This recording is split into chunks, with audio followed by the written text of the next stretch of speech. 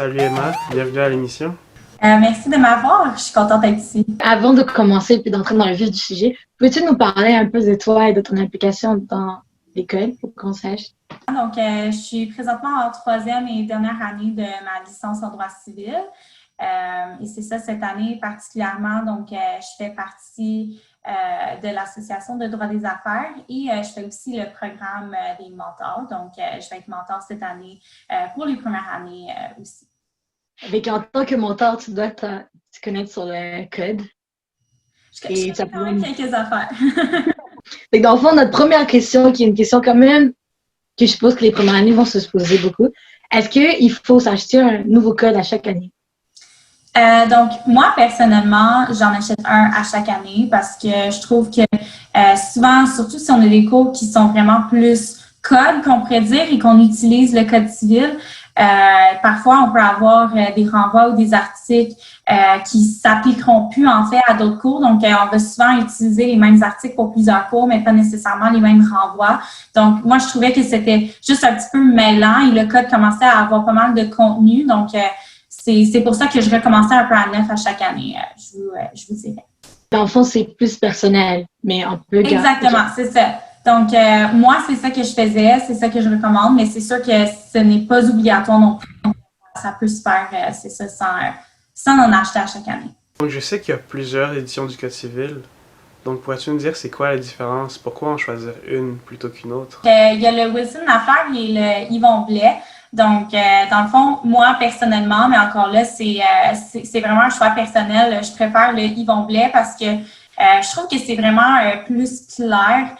Donc, les articles sont mieux placés, je trouve. Et dans le Yvon Blais, en fait, on retrouve des titres. Donc, il y a des sous-titres pour chaque article. Moi, ça m'aide beaucoup quand j'essaie de trouver un article justement dans le code. Donc, c'est un peu pour ça que c'est cette version-là qui est ma préférence. Mais le Wilson Lafleur aussi fonctionne très bien. J'ai très bien réussi ma première session en travaillant avec le Wilson Lafleur.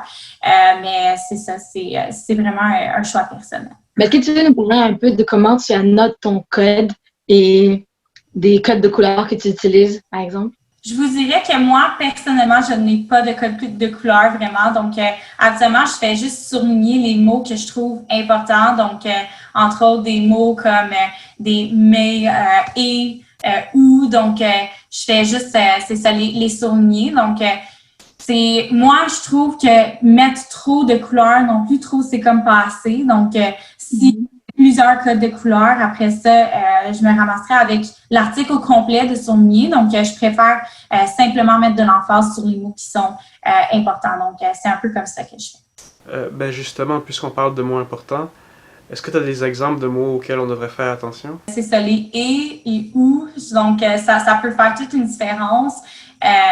Les petits mots comme ça, donc les conjonctions et tout ça, et aussi les virgules. Donc, ça peut quand même faire une grosse différence lorsqu'on lit l'article. C'est ça, de s'arrêter aux virgules à la bonne place. C'est ça, et de bien lire l'article suivant la ponctuation.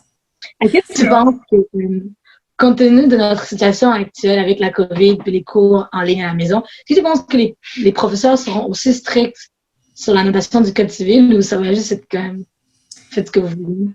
Je pense que ça va dépendre un peu des cours. Donc, je sais que même à la session passée, on avait des profs qui étaient plus sévères et qui voulaient faire des examens à livre fermé, alors qu'il y en a d'autres qui ont nécessairement fait des examens à livre ouvert. Donc, moi, je pense que ça va vraiment dépendre des profs, mais je crois qu'il va peut-être avoir une certaine flexibilité de plus comparé aux années passées parce que c'est sûr que c'est ça, justement, on est à la maison. Donc, c'est un petit peu plus difficile de vérifier que les annotations sont respectées.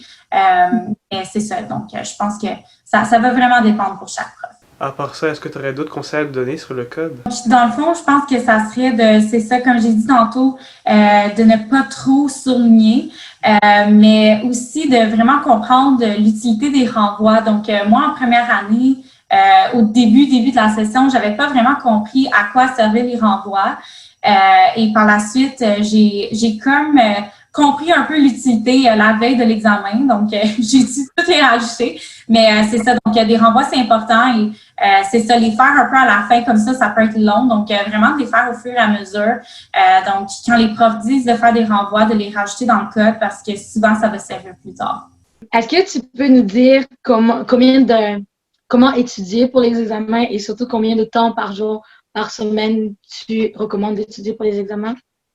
Oui, donc je pense qu'il n'y a vraiment pas de formule magique à ce niveau-là et c'est sûr qu'il va y avoir des cours qui sont vraiment plus exigeants que d'autres. Donc, il va y avoir des cours qui vont avoir plus de lecture, mais je pense que c'est vraiment de se tenir à jour et de faire ces lectures qu'une lecture vous prenne, c'est ça, 2 heures ou 4 heures, c'est ça, il faut le faire. C'est sûr que c'est pas tout le monde qui lit non plus à la même vitesse ou qui comprend à la même vitesse. Donc, je pense que c'est vraiment juste de s'assurer d'avoir fait toutes ces lectures de jurisprudence, des articles dans le code. Et c'est ça, de laisser un peu de temps pour l'étude. Donc, moi, actuellement, j'aime me prendre vraiment d'avance.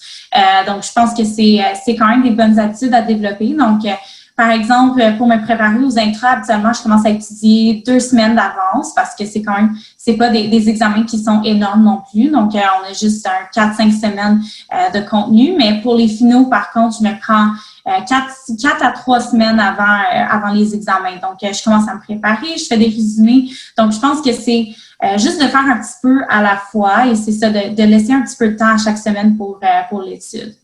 Je sais pas pour vous, mais moi, je me rappelle qu'en première année, j'avais un peu de mal avec les lectures. Donc, est-ce que tu aurais des conseils pour approcher la jurisprudence?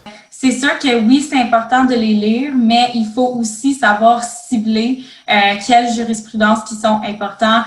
Par exemple, je sais que en droit public fondamental, ils nous avaient donné des lectures de 150 pages à lire, alors qu'on faisait juste un petit résumé dans la classe. Donc, c'est vraiment d'utiliser son bon jugement aussi. Donc, de se dire que parfois, des grosses lectures, c'est peut-être pas les plus importants à faire. Donc, de vraiment se concentrer sur la jurisprudence qui va se retrouver à l'examen éventuellement. C'est ça que je conseillerais. Mais aussi de lire des résumés justement sur les plateformes comme Stockage, par contre, par exemple, qui donne justement des résumés de jurisprudence. Parfois, ça peut aider quand ça commence à être long. Ça, c'est bien dit. Ça peut aider quand ça commence à être long. Quand ça commence à être long.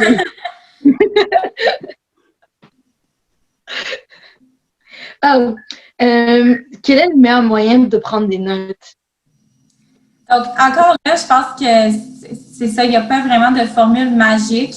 Moi, personnellement, j'aime vraiment pas faire écrire mot pour mot tout ce que le prof va dire. Donc, je vais vraiment essayer de me concentrer sur ce qui est pertinent, sur ce que je sais qui va être à l'examen plus tard. Donc, j'essaie vraiment de limiter.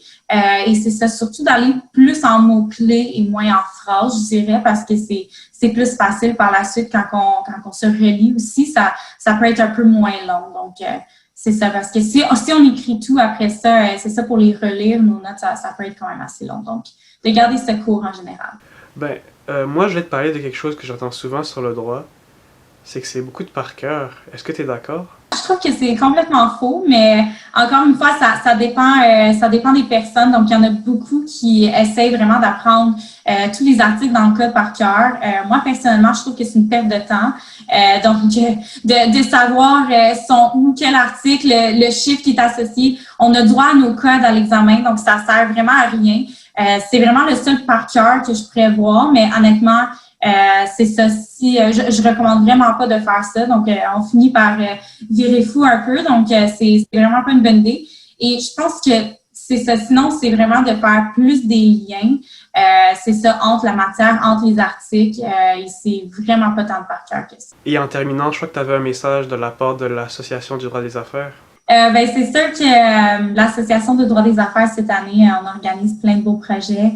Et je sais aussi qu'on se cherche encore un représentant de première année. Donc, j'encourage les premières années à appliquer. Et c'est ça, donc, à faire partie de notre équipe.